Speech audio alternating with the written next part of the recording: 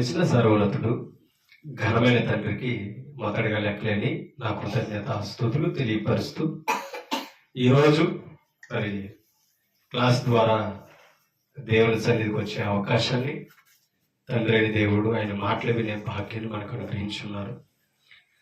మరి ఇంతవరకు ఎన్నో విషయాలు పరిశుద్ధ గ్రంథం నుండి మనం నేర్చుకుంటూ ఉంటున్నాం. మరి అలాగే ఈరోజు కూడా కొన్ని మాటలను దైవ గ్రంథం నుంచి నేర్చుకునే అవకాశాన్ని దేవుడు మనల్ని ప్రేమించి అనుగ్రహించి ఉన్నారు. మరి స్థానిక సంఘానికి ఆయా ప్రాంతాల్లో ఉండి దేవుని యొక్క వాక్యాన్ని వింటూ మా కొరకు ప్రార్థిస్తూ మరి విలువైన దేవుని సంగతులు నేర్చుకొని ప్రోత్సహింపబడుతూ మరి ఆలోచింపజేస్తున్న మీ అందరూ కూడా మరి సత్యాన్ని గ్రహించి మరి వాస్తవాల్లో మరి వాక్యానుసారమైన సంఘంలో మనం భక్తిని కొనసాగించవలసిన వారమై ఉన్నాం గనక ఈ మాటలో పరిశీలన చేస్తూ ప్రతి మాట కూడా అర్థం చేసుకుని సత్యములో సత్య సంబంధమైన సంఘంలో మనం ఉండడానికి మరి ముఖ్యంగా ఆసక్తి కలిగి ఉండాలి. అట్టిగే మన వాక్యాన్ని అనుదినము వింటున్నాం, నేర్చుకుంటున్నాం.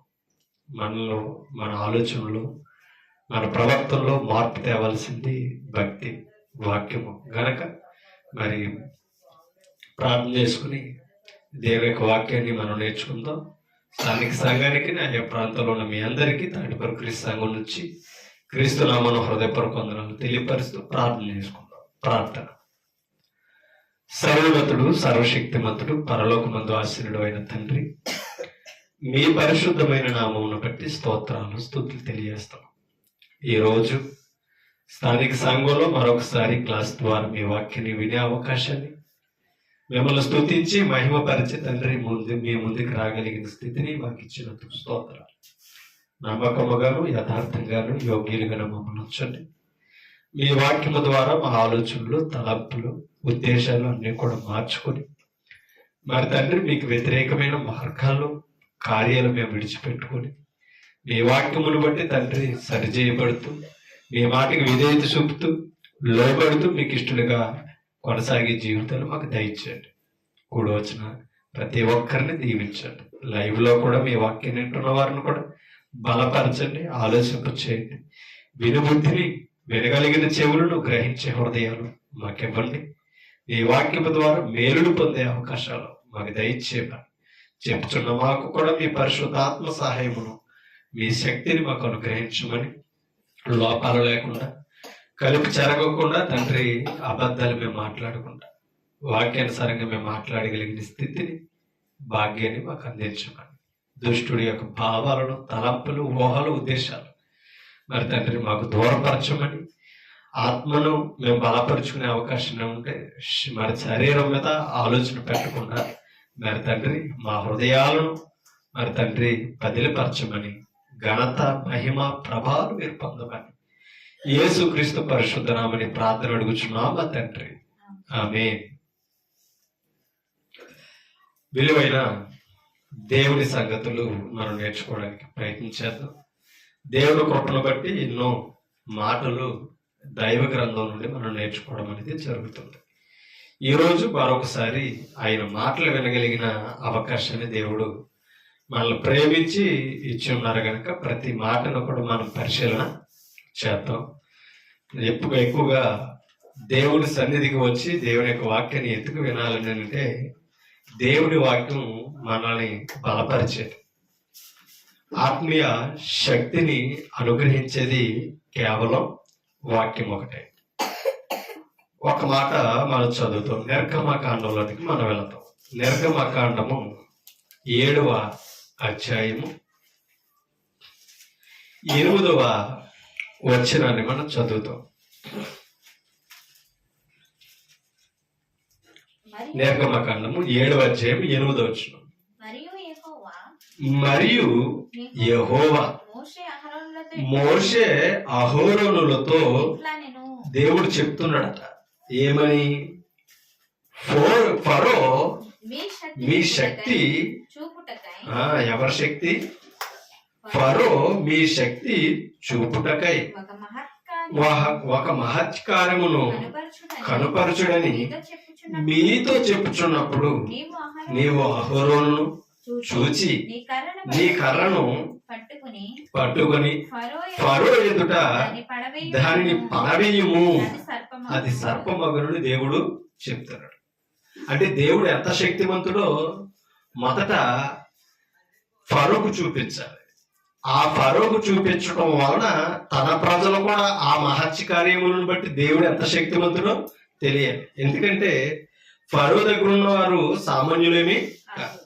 మంత్రసారులు, గారడి విద్య గలవారు, సోదిగండ్రు ఎంతో మంది ఉన్నారు.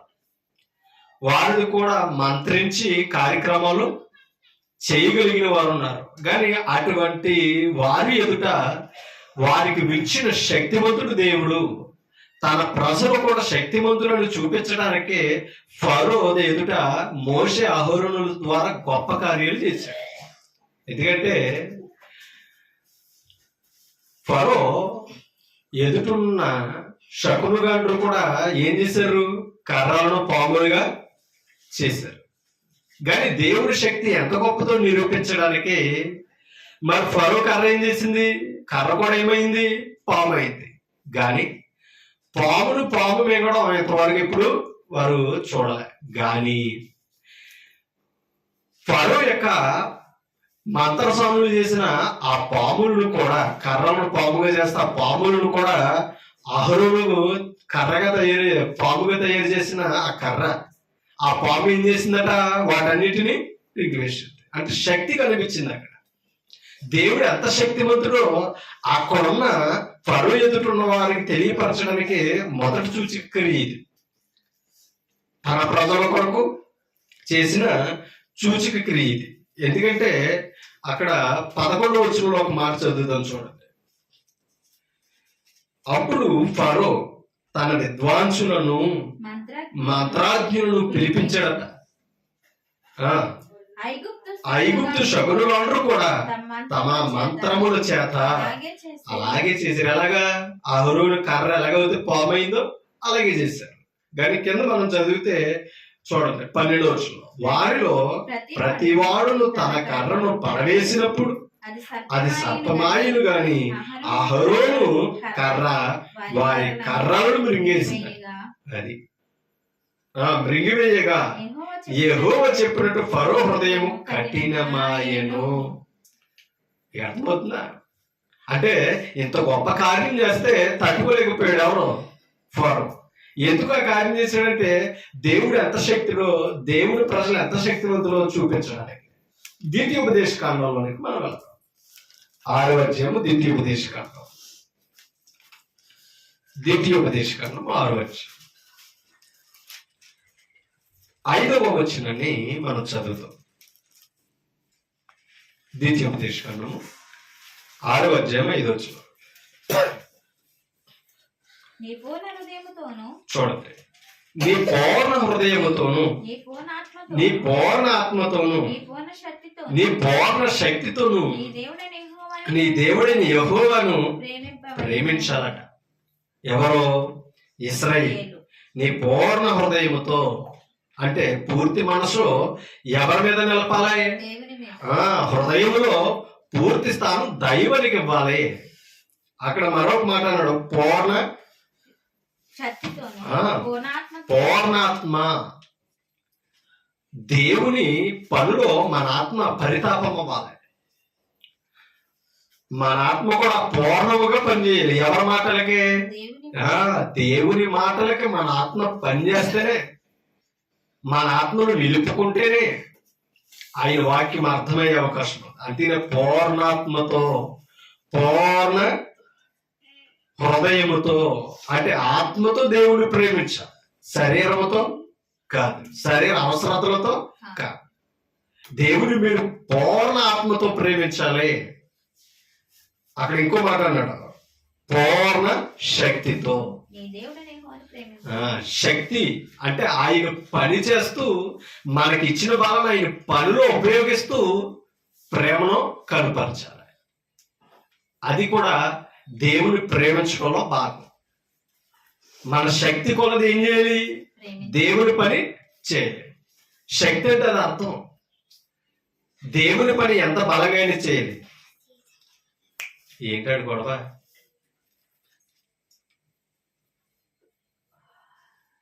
మన శక్తి దేవుని పనిని చేయించాలి. ఎందుకంటే దేవుడు నరుల శక్తికి మించిన వాడికి. అది మనం అర్థం చేసుకోవాలి.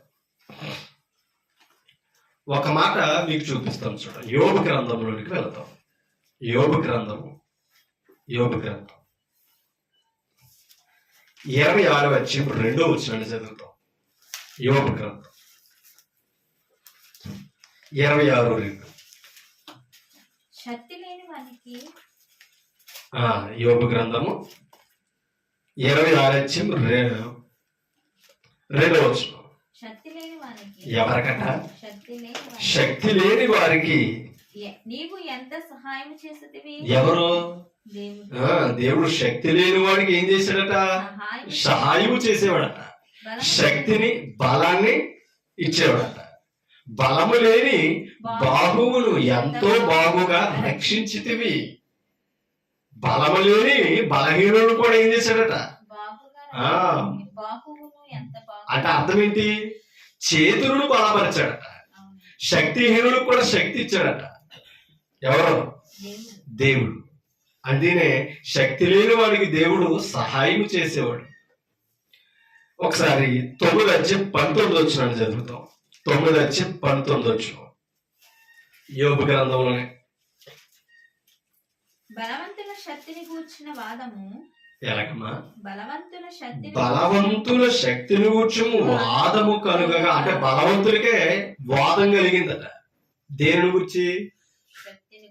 బలవంతులకి ఏముంటది? శక్తి.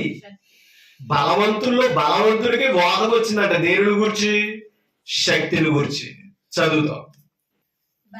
బలవంతుల శక్తిని గూర్చి వాదము కలుగగా నేనే ఉన్నానని. అంటే అర్థం ఏంటి? మీరు కాదురా వాదించుకోవడం, మీ శక్తికి మించిన వాడు నేను ఉన్నాను అని చెప్పగలిగిన వాడట ఆయన. మీకు అర్థమవుతుందా? మనకు శక్తిని గురించి వాదం కలుగుతుంటే బలవంతులకి ఆయన అంటున్నాడట, నేనున్నాను బలవంతున్నాను. అంటే అర్థం ఏంటి? నరుడు దేవుని శక్తికి మించిన వాడు కాదు. ఒకసారి 33 అధ్యాయంలోని యోబు గ్రంథం 33:13. 33 అధ్యాయము 13 వచనం చూడండి. తన క్రియలలో 33:13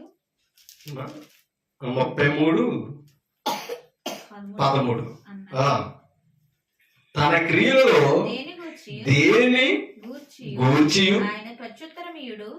తన క్రియలలో దేవుడి గురించి ఆయన నరుడికి చెప్పవలసిన పని లేదట.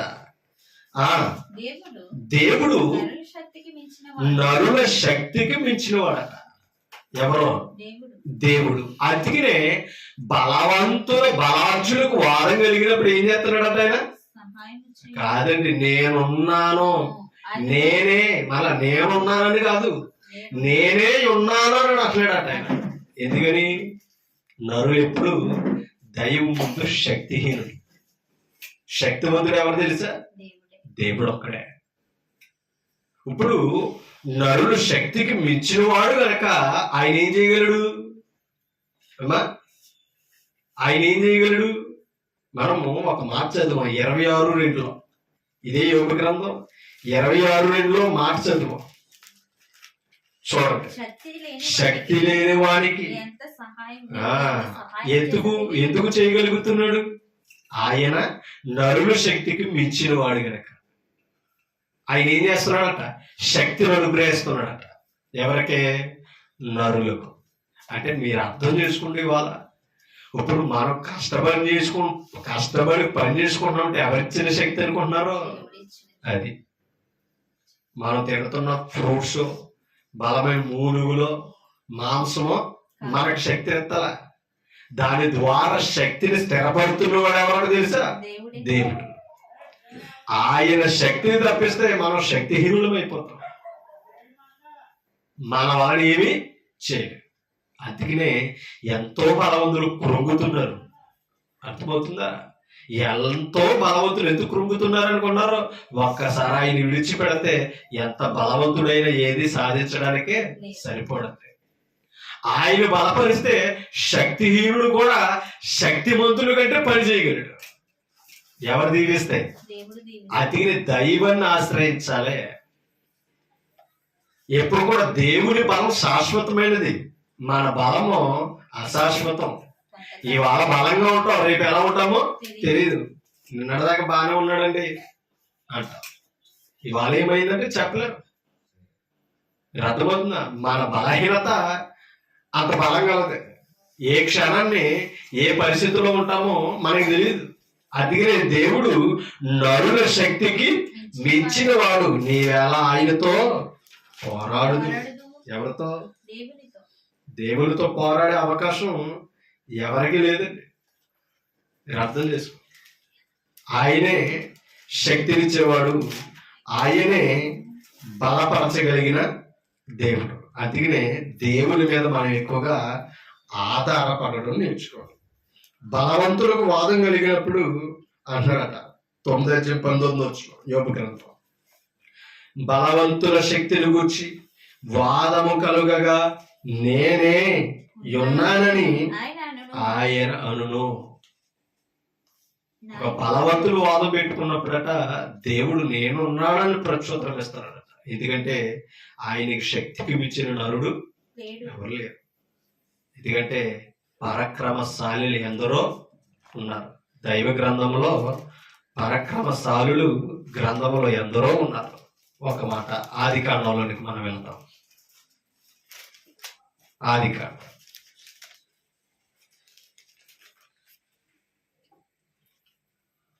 తీసాడా? 10వ అధ్యాయం.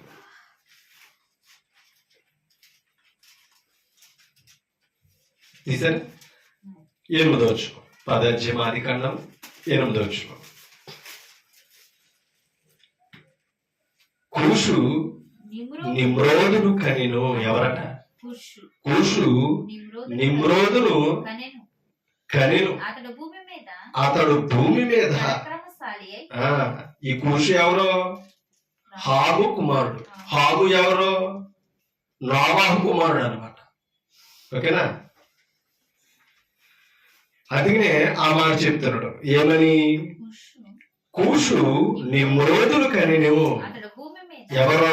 నిమ్రోదట. అతడు భూమి మీద పరాక్రమశాలి యుండుటకు ఆరంభించాడట. ఎవరో? నిమ్రోదు. పరాక్రమశాలి. అంత బలము అంత స్థితి ఎవరిచ్చారట? సృష్టికర్త. గాని ఆయనకు బలాన్ని మించిన వాడు ఎవరో? ఇందాక యోగ గ్రంథం చదివాం కదా, దేవుడు నరుల శక్తికి మించినవాడు. అంటే దీనిని బట్టి ఆలోచించుకోవాలి. గొలియాతు ఎంత బలవంతుడు?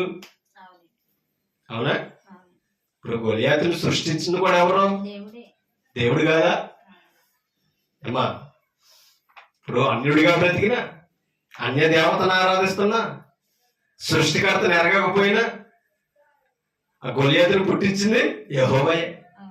గాని దేవుని పక్షమును బలవంతుడు అవ్వాల్సిన వాడు బలహీనమైన వాడి దగ్గర బలవంతుడిగా కనబడతాడు. గాని దావీదు బలహీనుడు. అంతా దేహ బలం గాని, నేర్ప్రధానం గాని, యుద్ధ సౌర్యం గాని ఎవరికి లేదు? దావీదుకి లేదు. మరి ఎలా గెలిచాడు? ఎలా చేయబోదాడు? నరులు బలము, నరుల శక్తికి మించిన వాడిని ఆశ్రయించాడు గనక.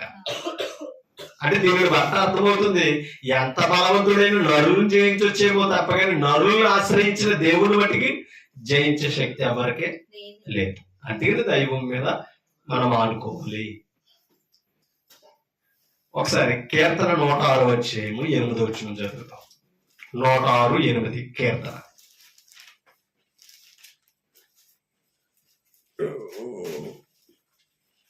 నూట 6వ అధ్యాయము.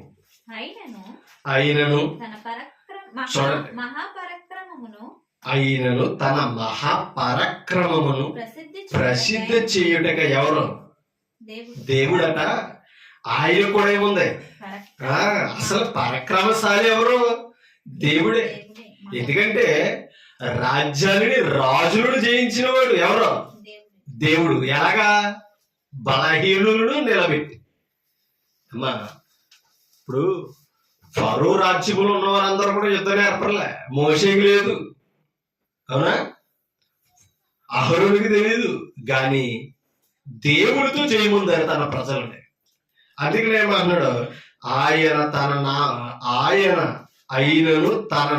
తన మహా పరాక్రమమును ప్రసిద్ధి చేయుటకే ఆయన తన నామమును బట్టి ఎవరిని? ఇశ్రాయేలుని ఎలా రక్షించాడట? తన నామమును బట్టి. ఆయనకున్న శక్తిని బట్టి పరాక్రమశాలిని కూడా ఏం చేయడంటే దేవుడు ఆయన పరాక్రమం శత్రువులు ఎదుట ప్రసిద్ధి చేయడానికి తన నామమును బట్టి ఏం చేశాడంటే వారిని రక్షించెను. చూడండి 9వ వచనం. ఆయన ఎర్ర సముద్రమును, ఆయనకున్న పరాక్రమం అది. పరాక్రమశాలి ఎదుటి బలవంతుని కొట్టాలి, ఓడించాలి. ఈయనకున్న బలశక్తి చూడండి. ఆయన ఎర్ర సముద్రమును గద్దెంపగా అది ఆరిపోయింది. ఆయనకున్న పరాక్రమశాలి అది. మా సముద్రమును కూడా ఆయన ఏం చేశాడు తెలుసా? ఆరిన నేలగా పొడిగా చేశాడంట. మరి ఆయన ముందు ఏ నరుడు సరిపోతాడండి? కింద మాట్లాడాడు చూడండి. మైదానం మీద నడిచినట్లు వారిని అగాధ జలములలో ఎవరో అగాధ జలములలో నడిపించాడట. ఎలాగా? తన పరాక్రమమును బట్టి గద్దించి ఆరిన నేల సముద్రము తన ప్రజలకి దారిచ్చింది. అంటే సముద్రాన్ని గద్దేస్తే సృష్టికర్తకి ఏం చేసింది? సముద్రం లోబడి మహా ఆఘాతములు మరలా. ఎందుకంటే సముద్రం అంటే మన కాలంలాగో గోదావరిలాగో కనిపించేది కాదు. అది అసలు మహా ఆఘాతం, అత్తు చిక్కదు. కానీ సృష్టికర్తకు లోబడి తన ప్రజలను రక్షించడానికి ఏం చేసింది? దారిచ్చింది. అంటే శక్తివంతుడని నిరూపించడానికి ప్రకృతి కూడా శిరసు వచ్చింది. ఆయనకున్న శక్తి బలాలు అంత గొప్పవంటి, అంత పరాక్రమశాలైన.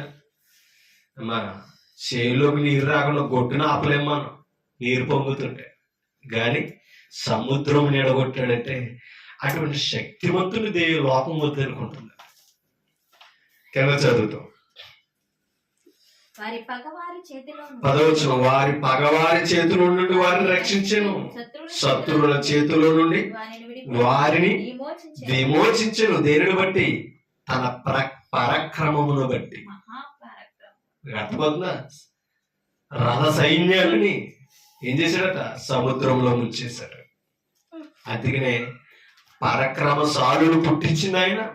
ఆ పరాక్రమశాలులు మించిన వాడు సృష్టికర్తని నిరూపించడానికే అలాంటి వారిని కూడా శక్తిహీనులుగా చేశాడు. ఎవరో? సృష్టికర్త అయిన దేవుడు. 65వ కీర్తన. 65వ కీర్తన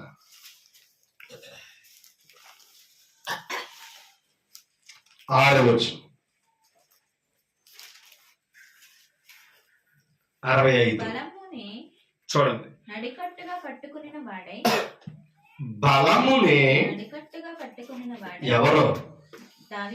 దేవుడు. బలమునే నడికట్టుగా కట్టుకుని వాడై తన శక్తి చేత పర్వతములను స్థిరపరుచువాడు. అంటే ఆ పర్వతాల్లో దేవుడికున్న నడికట్టును చూపిస్తానట. మీకు అర్థమవుతుంది. ఎందుకంటే ఆ నడనుకున్న బలాన్ని బట్టి ఎంత బరువునైనా మనం ఏం చేయగలం? మొయ్యగలం. ఆ పర్వతాల్లో దేవుని నడికట్టును చూపిస్తానట.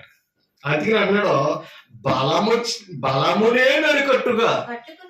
అది బలాన్ని నడికట్టుగా కట్టుకుని వాడై తన శక్తి చేత, దేవుడికి ఉన్న శక్తి ఎంత గొప్పదో చెప్తున్నాడు చూడండి. తన శక్తి చేత పర్వతములను స్థిరపరచువాడు ఆయనే. ఆయనకున్న పరాక్రమం ఎంత గొప్పదంటే సముద్రమును కూడా చేల్చగలిగినవాడు. తన శత్రువుల చేతుల నుండి తన ప్రజలను విమోచించిన వాడు సృష్టికర్త. ఇవాళ అటువంటి పర్వతాలు దేవుని శక్తిని నిరూపిస్తున్నాయండి. కానీ ఇవన్నీ చూసి మనం ఆశ్చర్యపోతుంది తప్ప కానీ దేవుడు ఎంత శక్తివంతుడో గుర్తించు. అంటే దీనిని బట్టి అర్థం చేసుకుంటే పర్వతాలు చూసే భయపడి నమస్కరిస్తున్నామంటే మరి పర్వతాలు సృష్టించిన వాడుకో ఎంత వరకాలే. ఆ పర్వతం చూసి దాని కింద నుంచి నడిచేళ్ళకే మనం భయపడతాం, అవునా కదా? రాజమండ్రి దాడితే మన రోడ్డు ద్వారా ఎన్నో కొండలు ఎత్తైన పర్వతాలు కనబడతాయి. వాటిని చూసినప్పుడే భయం వేస్తుంది. ఎలా ఉంటున్నారండి వీటి కింద, ఇటు చుట్టూరు ఏదైనా రాయి పొరులితే ఏంటండి, ఏదైనా బండ దొరికితే ఏంటండి అని అనుకుంటాం. అంటే అర్థం ఏంటి? నలైపోతాం. వాటి ముందు మన జీవితం వెళ్తున్నదే చీమల్లాగా ఉన్నాం. మరి పర్వతమే అంత శక్తివంతమైనది అయితే వాటికే జరుగుతున్నామంటే వాటిని సృష్టించిన వాడికి ఇంకెంత శక్తి ఉంది. అవి అలా గుర్తింపజేస్తున్నాయి. కొండలు కూడా దేవుని నడికట్టు బలాన్ని చూపిస్తున్నాయి. 7వ వచనం, ఆయనే సముద్రముల ఘోషను వాటి తరంగముల ఘోషను. ఆయనకున్న శక్తి అంత గొప్పదండి. అందుకనే యేసు ప్రభు గాలిని నిమ్మలమయ్యమని గర్తింపగా ప్రకృతి ఏం చేసింది? ఆయనకి లోబడింది. ఆయన దూరంలో పడుకున్నాడు. సముద్రము ఎందుకంటే బలహీనులు చేయడానికి సముద్రము పొరలు పొరుగు వస్తుంటే శిష్యులు కూడా ఎవరు మర్చిపోయారు? నాకు అర్థమవుతుందా? శిష్యులు ఎవరు మర్చిపోయారు?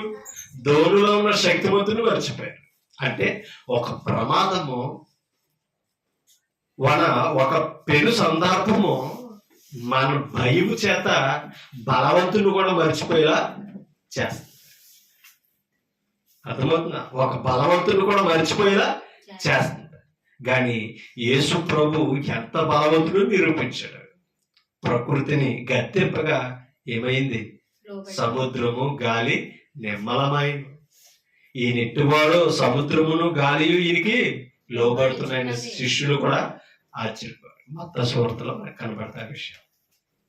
అంటే నరులకు శక్తికి మించిన వాడు సృష్టికర్త. అది మనం తెలుసుకోవాలి. జకర్య గ్రంథం 4వ అధ్యాయం 6వ వచనం. జకర్య గ్రంథం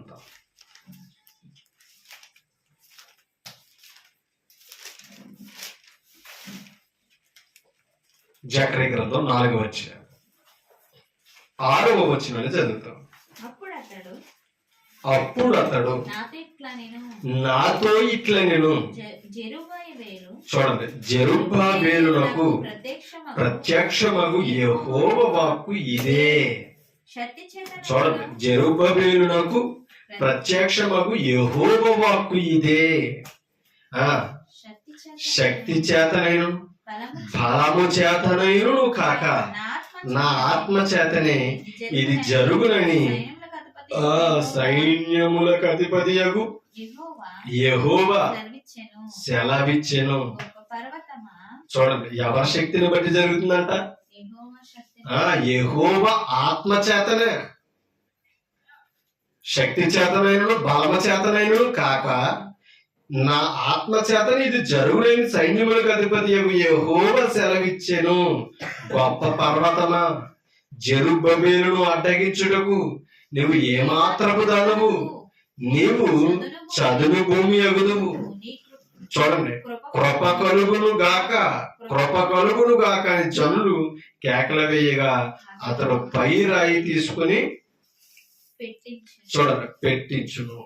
అంటే ఆయన ఆత్మశక్తి చేత ద్వారా కూడా ఏం చేశాడట? సైన్యాలను జయించాడు. ఒక మాట మనం చదువుతాం, లోకసువార్తలోనికి మనం వెళ్తాం. లోకసువార్తలో అక్కడ ఒక మాట మనకి కనపడుతుంది. ఆత్మకున్న శక్తి ఎంత గొప్పదో ఒకసారి ఆలోచించాలి. లోకసువార్త 1:35 చదువుతాం. 35 లోకసువార్త 1:5. ఆ దూత చూడండి, దూత పరిశుద్ధాత్మ నీ మీదకి వచ్చును. సర్వోన్నతుని శక్తి చూడండి, దూత పరిశుద్ధాత్మ నీ మీదకి వచ్చిన ఎవరి మీదకి? మరియ మీదకి. నీ మీదకు వచ్చును, సర్వోన్నతుని శక్తి నిన్ను కమ్ముకొనును గనుక పుట్టబో శిశువు పరిశుద్ధుడై దేవుని కుమారుడు అనబడును. అంటే యేసుక్రీస్తు పుట్టడానికే ఎవరి శక్తి అవసరమైంది? పరిశుద్ధాత్ముని శక్తి. ఆయన శక్తిని బట్టే క్రీస్తు మరియ గర్భంలో నిరూపింపబడ్డాడు. ఆలోచించాలి. అంటే పరిశుద్ధాత్మునికి ఉన్న శక్తి ఎంత గొప్పదో చూడండి. స్త్రీ పురుషుల కలయిక లేకుండా పరిశుద్ధాత్మ ద్వారా యేసుకు జన్మ ఏర్పడింది మరియ గర్భంలో. ఆయన శక్తికి, ఆత్మకున్న శక్తి అంత గొప్పది. దేవుని ఆత్మకున్న శక్తి. అదినే దూత చెప్తున్నాడట, ఏమని? పరిశుద్ధాత్ముని శక్తి నిన్ను కమ్ముకుంటదే. ఆ శిశు పరిశుద్ధుడే దేవుని కుమారుడు అనబడతాడు, సామాన్యుడేమి కాదు. లోకరక్షకుడు నీ గర్భం నుంచి వస్తాడు. అందుకని యేసు అని ఆయనకు పేరు పెడతామని చూచిన దూత చెప్పడం అనేది జరుగుతుంది. 5వ అధ్యాయం, లోక సువార్తలోని 5వ అధ్యాయం 17వ వచనం మనం వెళ్తాం.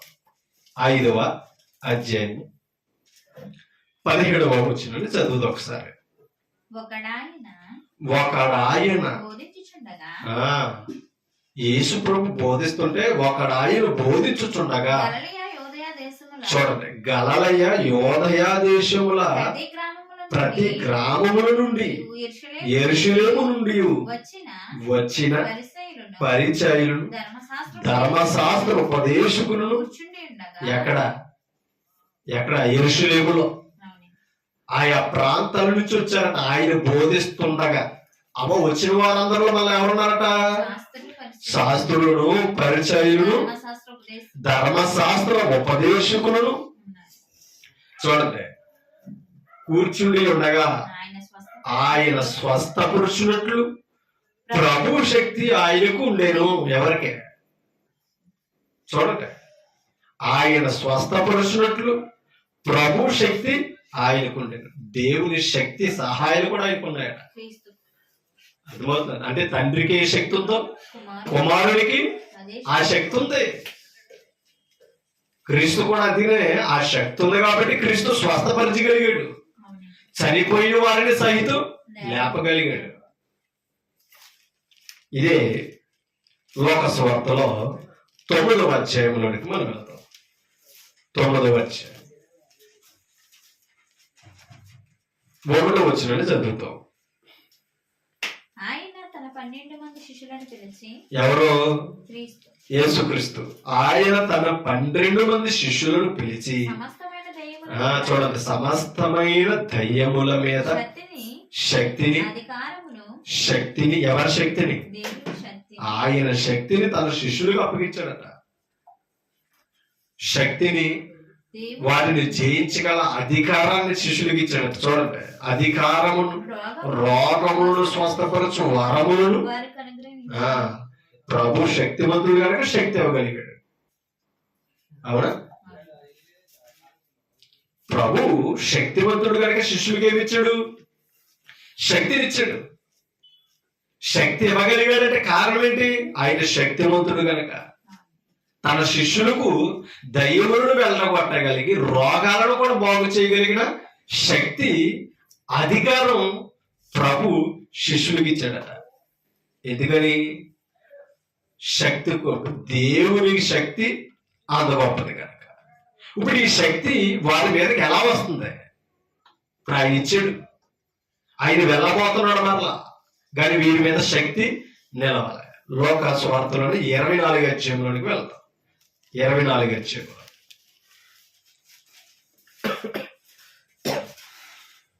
చూడండి, తీసారా? ప్రభువుకు జన్మ ఇవ్వడానికి ఎవరి శక్తి ఉపయోగపడ్డది? పరిశుద్ధాత్మ యొక్క శక్తి.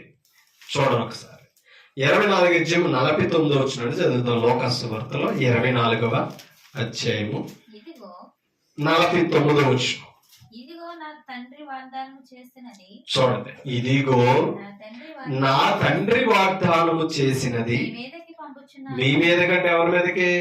అపోస్తలుల మీదకి. అక్కడ 70 మంది ఉన్నారు. ఈ మాట మాట్లాడినప్పుడు ఇక్కడ ఎంతమంది ఉన్నారు తెలుసా? 70 మంది ఉన్నారు ఆయనను వెంబడించిన వారు. కానీ ఆయన వాగ్దానం చేసిన శక్తి ఎంతమంది మీదకి వచ్చింది మనం అర్థం చేసుకోవాలి. 12 మంది. ఓకేనా? చూడండి ఆ మాటలో.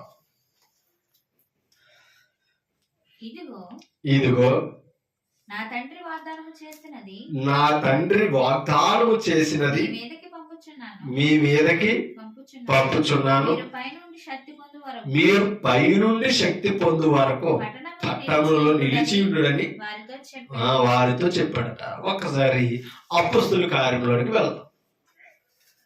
అపొస్తలుల కార్యంలోనికి మనం వెళ్తాం.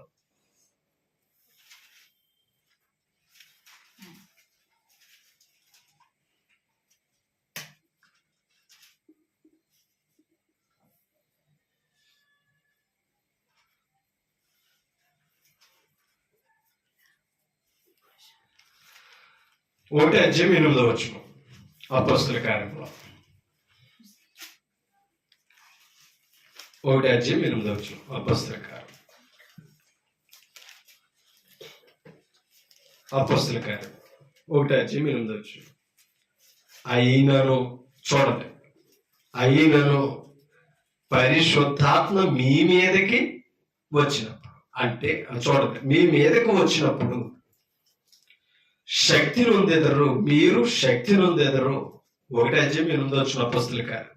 అయినను పరిశుద్ధాత్మ మీ మీదకి వచ్చినప్పుడు మీరు శక్తి నొందెదరు గనుక మీరు యెరూషలేములోను యోదయ సమరయ దేశములు యందంతట బూదిగంతముల వరకును నాకు సాక్షులయ్యుందురని వారితో, ఎవరితో? శిష్యులతో, 12 మంది అపొస్తలులతో. పరిశుద్ధాత్ముడు వారి మీదకి వచ్చినప్పుడు ఏం పొందుతారట? శక్తి. పరిశుద్ధాత్మ శక్తి అంత అవసరమా? పరిశుద్ధాత్ముడు శక్తి అంత అవసరమా? పరిశుద్ధాత్ముడు వారి మీదకి దిగితే ఆ శక్తి ఎంత గొప్పదో 2వ అధ్యాయంలోనికి మనం వెళ్తాం. చూడండి, 2వ అధ్యాయం 3వ వచనం చదువుతాం. మరియు అగ్ని జ్వాలల వంటి నాలుకలు చూడండి విభజించినట్టుగా వారికి, ఎవరికి? 12 మందికి కనబడి వారిలో ఒక్కొక్కరి మీద అలాగా అందరూ పరిశుద్ధాత్మతో అది, అంటే పరిశుద్ధాత్ముడు వారి మీదకి ఎలా వచ్చాడట? అగ్నిలాగా. ఓకేనా? అగ్ని జ్వాలలో అపొస్తలుల మీదకి దిగాడట. అందరూ పరిశుద్ధాత్మతో నిండిన వారే. ఏ ఆత్మ? పరిశుద్ధాత్మ. ఆ ఆత్మ వారికి ఏ శక్తి ఇచ్చిందట? అంటే పరిశుద్ధాత్ముడు ఏ శక్తి ఇస్తాడా? వాక్య శక్తి. అందుకనే నేను వెళ్ళిపోయిన తర్వాత పరిశుద్ధాత్ముడు మీ మెచ్చుకు వస్తాడు. ఆయన ఆధారణకర్త. మిమ్మల్ని సర్వసత్యములోనికి, అంటే సర్వసత్యం అంటే ఏది? వాక్యపు లోతులు. ఓకేనా? వాక్య జ్ఞానం లోతులోనికి నడిపిస్తాడంట. ఎవరు? సర్వసత్యం అంటే అది. సత్యం అనగా వాక్యం. వాక్యం సంపూర్ణంగా గ్రహించినట్లు శక్తి ఇవ్వాల్సింది ఎవరికి తెలుసా? పరిశుద్ధాత్ముడు. అంటే పరిశుద్ధాత్ముడి సహాయం లేకపోతే ప్రభు ఇచ్చిన వాక్యం అర్థం చేసుకోవడానికి మన జ్ఞానం సరిపోయేది కాదు. అందుకనే వారికి వాక్శక్తి అనుగ్రహించిన కొలది అన్య భాషలతో, అంటే అర్థమవని భాష కాదండి, తమ తమ స్వభాషతో మాట్లాడారట. ఎవరో? పరిశుద్ధాత్మతో నిండిన వారు. మరి ముఖ్యంగా పేతురు అక్కడికి వచ్చిన 14 దేశాల నుంచి వచ్చిన జాతులు వారందరూ కూడా తమ తమ స్వభాషతో మాట్లాడగా వారి విభ్రాంతిని ఉందారట, ఆశ్చర్యపోయారట. అంటే ఏ భాషతో ఎవరికి అర్థం కావాలో ఆ భాషతో పేతురు మాట్లాడగలిగాడంటే ఏ శక్తి అది? వాక్శక్తి. ఆ వాక్య శక్తి ఎవరిచ్చారు? దేవుడు. పరిశుద్ధాత్ముడు. పరిశుద్ధాత్ముడు. పరిశుద్ధాత్ముడు లేకపోతే వాక్యం అర్థమయ్యేలా మనం చెప్తున్నా అవతల వాడు అర్థం చేసుకునే అవకాశం లేదు. ఉండదు. మనం ఎంత గొంతుని చెప్పినా బల్ల గుద్ది చెప్పినా ఆత్మ సహాయం అవతల వ్యక్తుల్లో కూడా ఏం చేయాలి? ఉండాలి. ఉండాలి. లేకపోతే అర్థం కాదు. అందుకనే వినేవారు బోధించేవారు కంపల్సరీ పరిశుద్ధాత్మను కలిగి ఉండాలి. పరిశుద్ధాత్మ రావాలి. పరిశుద్ధాత్మను పొందాలంటే అపోస్తుల మీదకి దిగినట్టుగా మనం ప్రార్థన చేస్తే దిగిపోయేవాడు కాదు. యేసుక్రీస్తు నామమున పాప క్షమాపణ నిమిత్తం బాప్తిసం పొందాలి.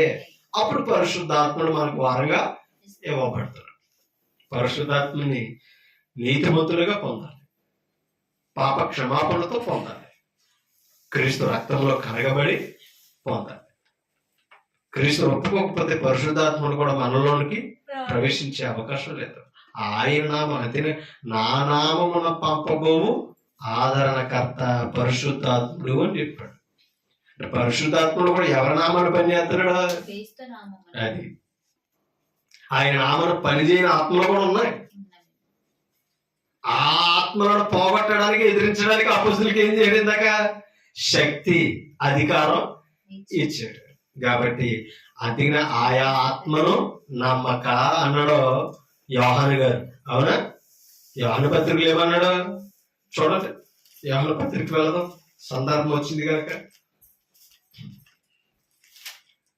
యోహాను పత్రిక మొదటి పత్రిక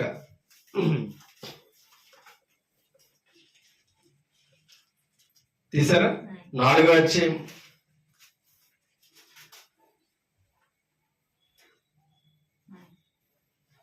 తీసారా? 6వ వచనం చదువుతాం. మనము దేవుని సంబంధులము, దేవుని ఎరిగిన వాడు. దేవుని ఎరిగిన వాడు. మన మాట వినును. మన మాట అంటే అపోస్తులుల మాట, సంఘములో ఉన్నవారి మాట వింటారట. దేవుని సంబంధమైన వాడు కంపల్సరీ దేవుని మాట వినును. దేవుని వాక్యం బోధించేవారి మాట వినును. వింటాడు. సువార్థికుని మాట వినాలి, సంఘ సభ్యుని మాట వినాలి. దేవుని ఎరిగిన వారైతే కింద మాట అన్నట్టు చూడండి. దేవుని సంబంధి కానివాడు అంటే మాట ఎన్నోళ్ళు ఎవరు చెప్తున్నాడు? దేవుని సంబంధి కానివాడు. మన మాట వినడు. అంటే దేవుని సంబంధి ఎవరు? కింద చదువుతాం. ఇందువలన మనము సత్య స్వరూపి అయిన ఆత్మ ఏదో, భ్రమపరచు ఆత్మ ఏదో. అంటే భ్రమపరిచే ఆత్మను కలిగిన వాడు ఏం చేయడంట? సత్యవాక్యాన్ని వినడం. అంతేనా? సత్య స్వరూపి ఆత్మ ఉంటే కంపల్సరీ అపోస్తుల బోధ, క్రీస్తు సంఘ సువార్థికుని మాట వింటాడు. ఎందుకంటే ఆ వారి దగ్గర ఉన్న ఆత్మ భ్రమపరిచేది కాదు కాబట్టి వాస్తవాలు గ్రహిస్తాడు. అవునా? కాబట్టి సత్య స్వరూపి అయిన అంటే దాని అర్థం క్రీస్తు నామముని ఎరిగిన ఆత్మను పొందాలి. ఆ ఆత్మను అలా కాపాడుకోవాలి. అప్పుడే సర్వశక్తులోనికి నడిపింపబడతాం. ఇదే 3వ అధ్యాయం 24 వచనాన్ని చదువుతాం. ఇదే 3వ అధ్యాయం 24 వచనం పరిశుద్ధాత్ముడి ద్వారా దొరికి భాగ్యం చెప్తున్నాడు.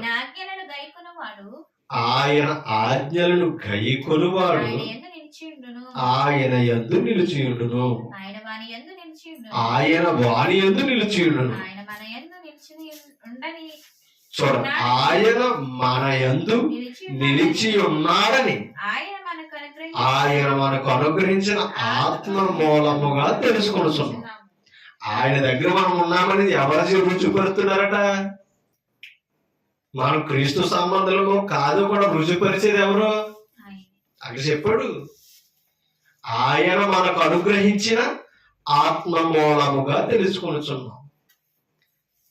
అందుకనే క్రీస్తు నామమును ఆయన స్వరక్తమిచ్చి సంపాదించిన సంఘాన్ని మనం గ్రహించాలంటే పరిశుద్ధాత్ముడు మిక్కిలి అవసరం. ఆ పరిశుద్ధాత్ముడు మనల్ని ఆ జ్ఞానేంద్రియాలు తెరవకపోతే మనకి ఆ జ్ఞానం అర్థం కాదు. కాబట్టి భ్రమపరిచేది ఏదంటే ఇదైనా వాక్యానుసారమే. ఎక్కడున్నా నువ్వు పరలోకం వెళ్ళిపోతావు, ఏ గొప్ప మాటలు అని సరిపెట్టేది ఏది తెలుసా? భ్రమపరిచే ఆత్మ. అసలు ఇదా కాదా? వాక్యం చెప్తున్నది ఏంటి? నేను నేర్చుకున్నది ఏంటి? నేను అనుసరిస్తున్న మార్గం ఏదని రుజువులోనికి నడిపించేది పరిశుద్ధాత్ముడు. కాబట్టి వాక్యంగా మనం గ్రహించుకోకపోతే భ్రమలో కూడా భక్తిలో ముందుకెళ్ళిపోతాం. కానీ భ్రమతో వెళితే భ్రమపరిచేవాడు దగ్గరికే వెళతాం. క్రీస్తు భ్రమపరిచేవాడు కాదు. పరిశుద్ధాత్ముడు ఊహల్లో పెంచేవాడు కాదు, వాస్తవాల్లో రుజువులో పెంచేవాడు. కాబట్టి మనం పరిశుద్ధాత్మ శక్తి పొందుకోవాలి. పరిశుద్ధాత్మ శక్తి ఎంత గొప్పది, క్రీస్తు నందు మనల్ని నిలబెట్టేది. అవునా? పరిశుద్ధాత్ముడు ఉన్నారంటే ఎవరి పక్షంగా ఉంటాం? మనం క్రీస్తు పక్షంగా ఉంటాం. క్రీస్తు పక్షంగానే మనం పనిచేస్తాం. క్రీస్తు కొరకు ప్రాణం పెట్టిన అపోస్తలుడు బోధించిన వాక్యమందు నిలుచుంటాం. కాబట్టి అది మనం అర్థం చేసుకోవాలి. అందుకని పరిశుద్ధాత్ముడు అపోస్తలుల మీదకి రాగానే వారికి వాక్ శక్తి అనుగ్రహించాడు. ప్రతి వారితో అన్య భాషతో మాట్లాడారు. అర్థమవని భాష కాదు, తమ స్వభాషతో మాట్లాడారు. ఇవాళ చాలా మంది పరిశుద్ధాత్ముడి భాషని, దేవుని భాషని, ఏవేవో అర్థం కాని భాషలు మాట్లాడుతుంటే నిజంగా ఆ వరం అనుగ్రహించబడ్డదేమో, నిజంగా దేవునితో మాట్లాడుతున్నాడేమో, మనకు అర్థం కాదేమో అనుకుని భ్రమంలో వెళ్తారు. అర్థమవని భాష మనకు ప్రయోజనమైనది కాదు. అక్కడ మాట సమయం కూడా వృధా అని కొరింథీ పత్రిక మనకు చెప్తుంది. ఒక మాట మనం చదువుతాం. 10:38 అపొస్తలుల కార్యం 10:38.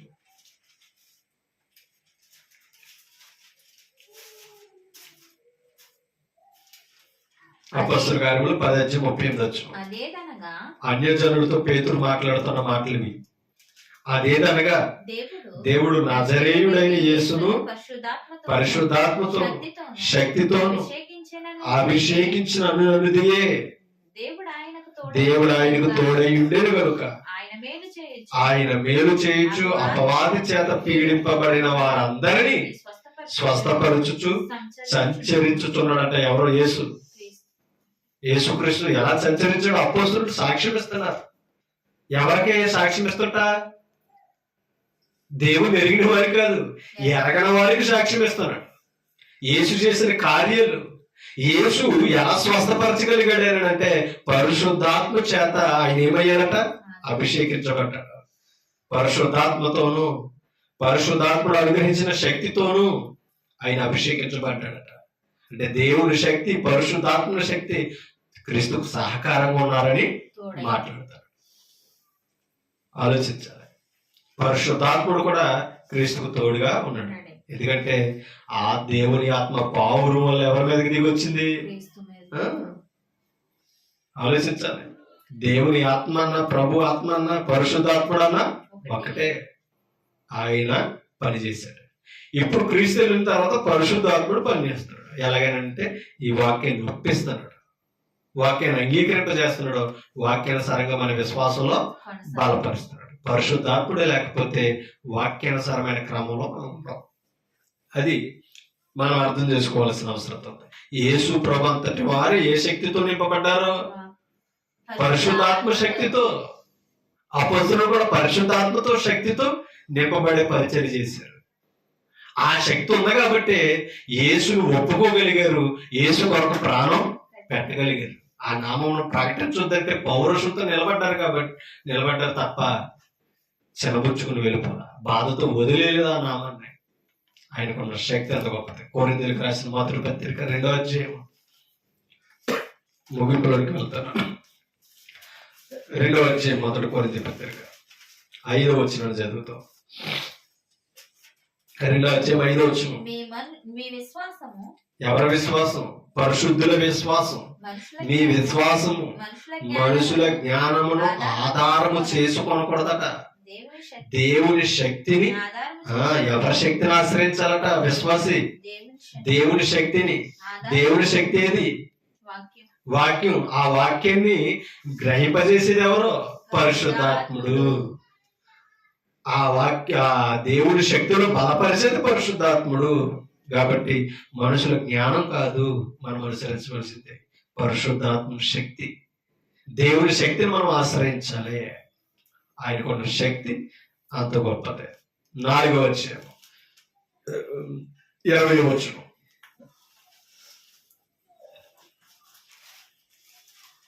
నాలుగు అధ్యాయం 20వ వచనం. దేవుని దేవుని రాజ్యము మాటలతో కాదు, ఎలా లేదట, మాటలతో కాదు. శక్తితోనే ఏ శక్తి? వాక్య శక్తి. ఓకేనా? దేవుని రాజ్యం మాటలతో కాదు, అంటే కళ్ళిబొల్లు మాటలు కాదు, మనుషుల మాటలు కాదు, ప్రభు శక్తితో నిన్నున్నదట. ఏది? దేవుని రాజ్యం పరిశుద్ధాత్మ శక్తితో నిన్నున్నదే.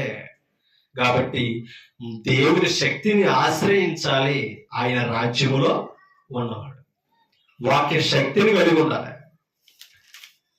6వ అధ్యాయం 14వ వచనం. 6వ అధ్యాయం 14వ వచనం. ఇదే కూడా దేవుడు ప్రభువును లేపెను, మనలను కూడా. దేవుడు తన శక్తి ద్వారా క్రీస్తును లేపాడట. మనలను కూడా క్రీస్తును ఒప్పుకుంటే ఏం చేస్తాడు? మనలో కూడా శక్తితో లేపుతాడు. సంఘానికి పౌలిస్తున్న సాక్ష్యం. దేవుడి శక్తి ద్వారా క్రీస్తు లేపబడ్డాడు. అంటే తండ్రిని ఒప్పుకుని తండ్రి చిత్త ప్రకారం చేసేవాడు ఎప్పుడు కూడా మృత్యుంజయుడే తప్ప కానీ మృత్యువులో ఉన్నవాడు. క్రీస్తుని ఎలా లేపిందో దేవుడి శక్తి, క్రీస్తును ఒప్పుకున్న వారిని కూడా లేపగలిగిన శక్తి గల నామం. అది మనం అర్థం చేసుకోవాలి.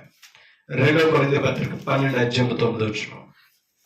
2వ కొరింథీ పత్రిక 2వ కొరింథీ 9 అధ్యాయము 12 అధ్యాయం 9 వచనం.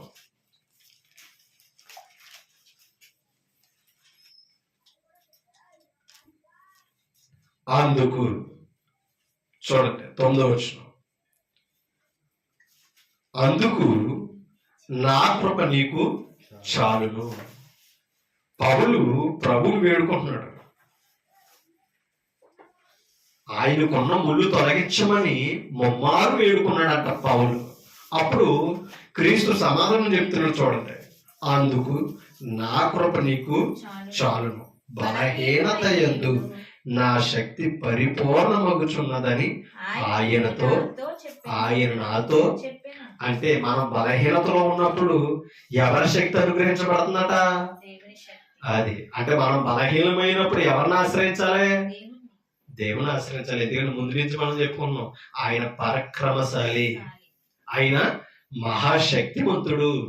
అది దేవుని శక్తిని ఆశ్రయించాలి. దేవుని శక్తి ఎక్కడున్నది? ఆయన శక్తి ఎక్కడున్నది? వాక్యంలో ఉంది, మాటల్లో కాదు. అందుకనే దేవుని రాజ్యం మాటలతో లేదట. దేవుని రాజ్యం కాని కాడ వాక్యం వినపడుతుంది, మాటలే వినపడతాయి. వారి గురించి వీరి గురించి వారు చెప్తారు. కానీ ఆయన రాజ్యంలో ఉన్నవారు ఏం చేస్తారు? శక్తివంతమైన మాటలు చెప్తారు, శక్తిని పెంచే వాక్యం చెప్తారు. కాబట్టి మాటతో కాదు. దేనితో ఉంది దేవుని రాజ్యం? దేనితో ఉంది? శక్తితో. 1 తెస్సలోని పత్రిక 1 అధ్యాయం 5 వచనం. 1 తెస్సలోని పత్రిక 1 అధ్యాయం 5 వచనం.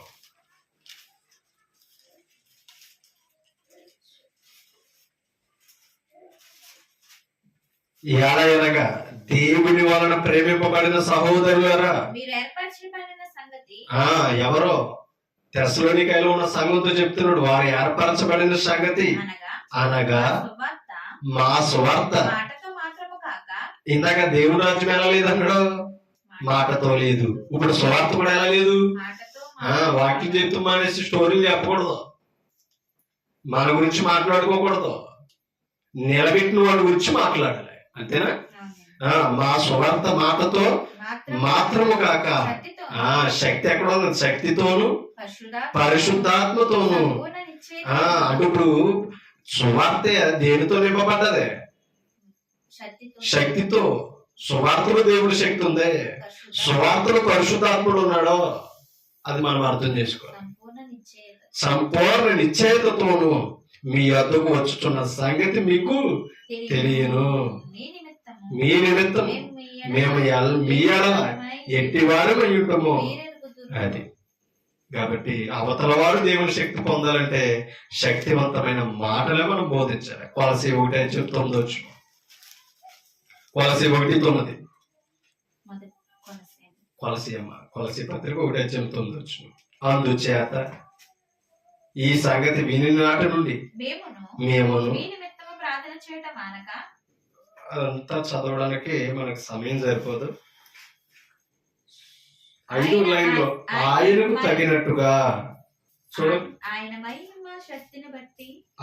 మహిమ శక్తిని బట్టి సంపూర్ణ బలముతో బలపరచవలననియు ఇంకా పైన ఆయనకు తగినట్టుగా నడుచుకొనవలననియు ఆనందముతో కూడిన పూర్ణమైన ఓర్పులు దీర్ఘశాంతములు కనుపరుచున్నట్లు ఆయన మహిమాశక్తిని బట్టి సంపూర్ణ బలముతో బలపరచబడవలననియు చూడండి. తేజోవాసులైన పరిశుద్ధుల స్వాచ్యములు పాలివారమగుట చూడండి. పాలివారమగుటకు మనలను పాత్రులుగా చేసిన తండ్రికి మీరు కృతజ్ఞతాస్తుతులు చెల్లింపవలని దేవుని బ్రతిమలాడుకొనుచున్నాను. దేనిని బట్టి వాక్యమును బట్టి. దేవుని శక్తి ఎక్కడ ఉన్నది? అందుకనేమన్నాడు? ఆయన మహిమ శక్తిని బట్టి సంపూర్ణ బలముతో బలపరచబడాలని. బలం ఎక్కడ ఉంది?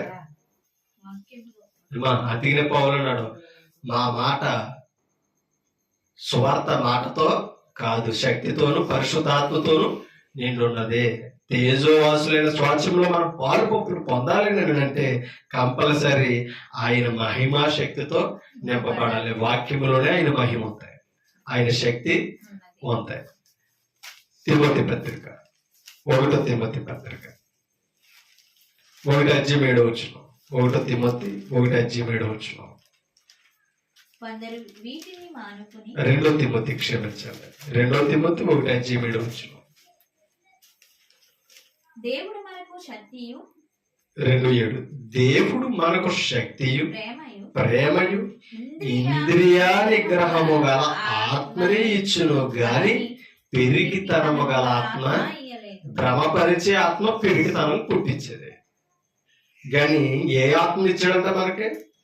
ఇంద్రియ నిగ్రహము గల ఆత్మనే. అంటే మన అంతరింద్రియాలను కూడా నిగ్రహించుకునే ఆత్మ. అంతరంగ పురుషులు కూడా ఎలా బలపరుచుకోవాలో ఆత్మను మనకు అనుగ్రహించాడంటే ఎవరు? దేవుడు. అందుకని దేవుడు మనకు శక్తియు ప్రేమయు. అంటే ఇప్పుడు మీరు దేవుడు బట్టి ఇచ్చేవన్నీ వాక్యాన్ని బట్టి. అంతరంగాన్ని శోధించేది వాక్యం. అంత గొప్ప శక్తి, అంత గొప్ప శక్తివంతమైన ఇంద్రియ నిగ్రహము గల ఆత్మను మనకేం చేశాడంట? అనుగ్రహించి ఉన్నాడు. కాబట్టి ఆ పరిశుద్ధాత్మ ద్వారా మన ఆలోచనలను ఆశయాలను నిగ్రహించుకొని మనం ఏం చేయాలంటే ఆయన శక్తితో బలపరచబడాలి, ఆయన ప్రేమలో పెంపారు పొందాలి. ఒక్క మాట చెప్పి నేను ముగించేస్తాను. ప్రకటన గ్రంథం 12:10 చివరిగా 12:10 ప్రకటన గ్రంథం 12:10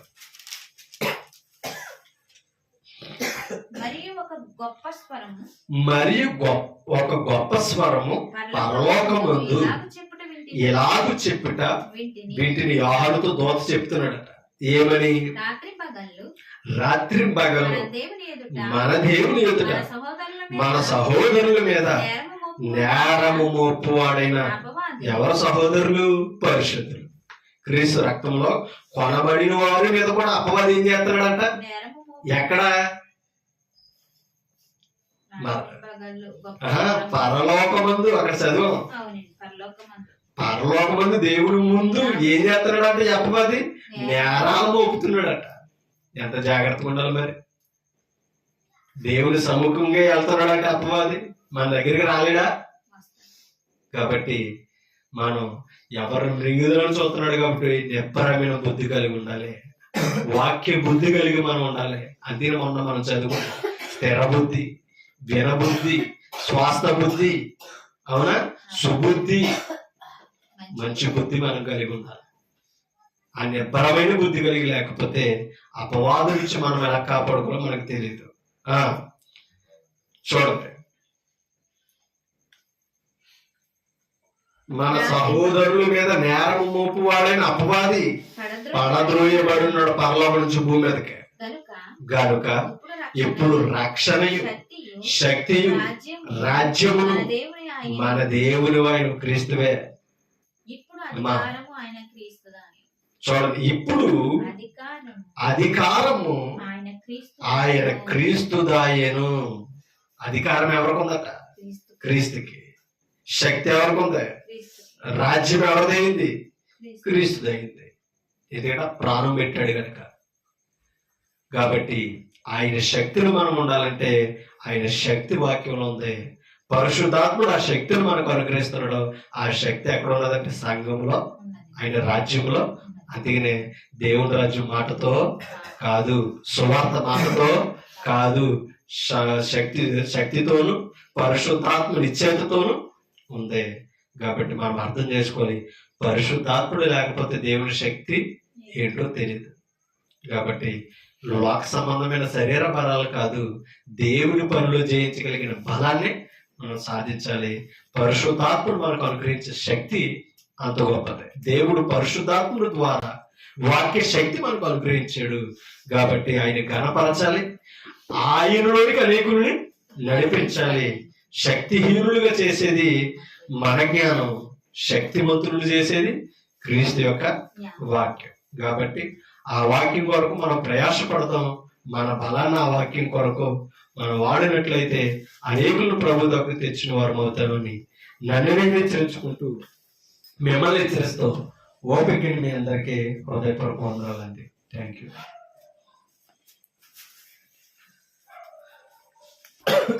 ఇప్పుడు దాకా ఎక్కడ ఉన్నా ప్రశాంత్?